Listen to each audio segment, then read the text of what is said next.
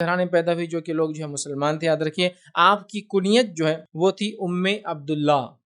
ام عبداللہ آپ کی کنیت کے تعلق سے جو بات آتی ہے کہ آپ کی کنیت ام عبداللہ رکھی تھی. اس تعلق سے ایک روایت ابو داؤد کی ہے کہ نبی اکرم صلی اللہ علیہ وسلم سے ماں عائشہ نے کہا اللہ کے رسول میری تمام سہیلیاں سب کی کنیت ہے, میری کوئی کنیت نہیں. کنیت سمجھتے ہیں آپ؟ کنیت مطلب ایک انسان کی جو اولاد پیدا ہوتی ہے تو اس اولاد کے نام سے اس کو پکارا جاتا ہے ابو فلاں یا ام فلاں, مطلب فلاں کا والد یا فلاں کی والدہ, فلاں کا باپ یا فلاں کی ماں.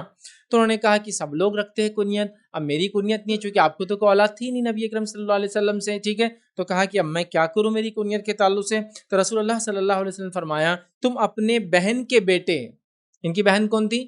اسما رضنہا, اپنے بہن کے بیٹے کے نام سے کنیت رکھ لو جن کا نام عبداللہ تھا, عبداللہ بن زبیر رضی اللہ عنہما, یاد رکھیے. تو عبداللہ تھا تو کہا اپنے بہن کے بیٹے کی کنیت رکھ لو, اس لیے کہ خالہ ماں کا مقام رکھتی ہے, خالہ ماں کا مقام رکھتی ہے تو تم وہ کنیت رکھ لو, ٹھیک ہے. تو لہٰذا انہوں نے اپنی کنیت جو ہے ام عبداللہ رکھ لی اپنے بھانجے کے نام کے اوپر. یاد رکھیے چونکہ آپ کو تو کوئی اولاد نہیں تھی. اور اسی سلسلے میں شیخ ناصر البانی رحمہ اللہ لکھتے ہیں اور فرماتے ہیں کہ اس حدیث سے یہ بات ثابت ہوتی ہے کہ کنیت کا رکھنا سنت ہے.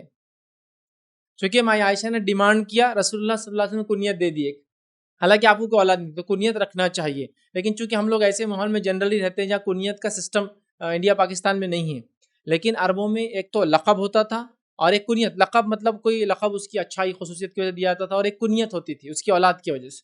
تو بہرحال کنیت رکھنا سنت ہے, ٹھیک ہے. جیسا نبی اکرم صلی اللہ علیہ وسلم کو ابو القاسم کہا جاتا ہے تو یہ کنیت ہے, یاد رکھیں. تو بہرحال ان کو ام عبداللہ کہا گیا لیکن ان کی کوئی اولاد نہیں تھی, یاد رکھیے. ان کے بھانجے تھے اور چونکہ خالہ ماں داخل ہوتی اس لیے بھانجے کی کنیت سے ان کو پکارا گیا, یاد رکھیے, ٹھیک ہے.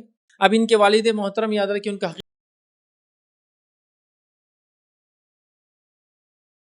السلام علیکم. آپ بھی ہمارے اس کام میں تعاون کریں اپنی زکات و صدقات کے ذریعے. ڈونیشن ڈیٹیلز کے لیے ڈونیٹ پر کلک کریں. اگر آپ کو ہماری ویڈیوز پسند آئے ہیں تو اسے شیئر کریں اور ثواب کے حقدار بنیں. روزانہ ہماری ویڈیوز کو پانے کے لیے ہمارے یوٹیوب چینل کو سبسکرائب کریں اور بیل آئکن دبائیں. ہم سے دیگر سوشل میڈیا پر جڑنے کے لیے ویڈیو میں دیے گئے آئی ڈی کو سرچ کریں. جزاک اللہ.